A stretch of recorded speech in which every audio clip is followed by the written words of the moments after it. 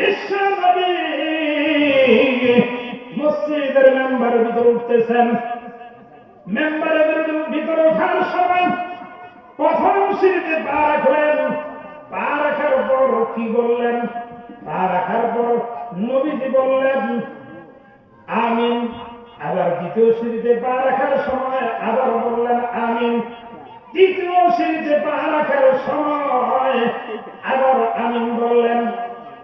আলোচনা শেষ করার পর সাহাবায়ে কেরাম বিশ্ব নবীর কাছে জিজ্ঞাসা করলেন, নবী গো, অন্য কোনদিন তো এইভাবে মেম্বারে ওঠার সময় সিঁড়িতে সিঁড়িতে আমিন বলতে শুনি নাই। নবী আমার ডাক দিয়ে বলেন, ও সাহাবীরা, তাহলে শোনো, আমি যখন প্রথম সিঁড়িতে পা রাখলাম তখন জিবরাইল আলাইহিস সালাম আসিয়া বললেন, ও পয়গম্বর, আল্লাহ জানিয়ে দিয়েছেন রমজান মাসের মতন এত ফজিলতপূর্ণ মাস পাইল, গুনাহ মাফের মাস পাইল। রমজানকে 3 ভাগে ভাগ করা হয়েছে। প্রথম 10 দিন রহমতের, দ্বিতীয় 10 দিন মাগফিরাতের, তৃতীয় 10 দিন নাজাতের।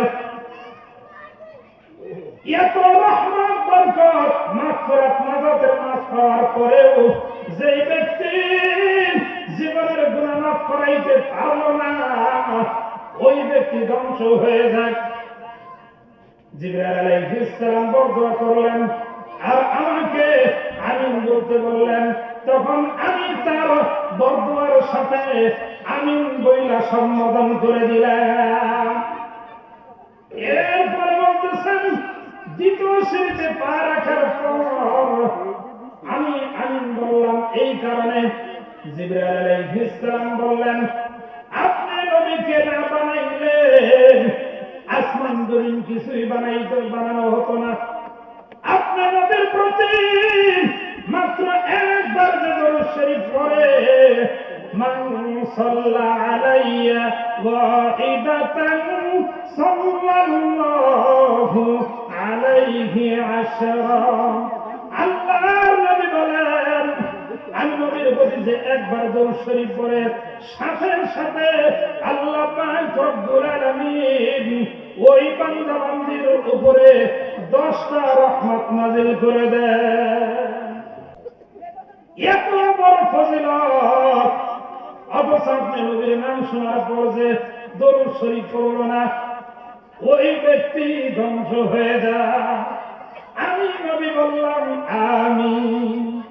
তারপরে তৃতীয় সিঁড়িতে পা রাখার সময় জিবরাইল আলাইহিস সালাম বললেন, দুনিয়াতে তার পিতা মাতা হলো জান্নাত কামাই করার একটা রাস্তা, একটা পথ, অথচ পিতা মাতা পাইল, কিন্তু তাদের খেদমত করিয়া, তাদেরকে খুশি করিয়া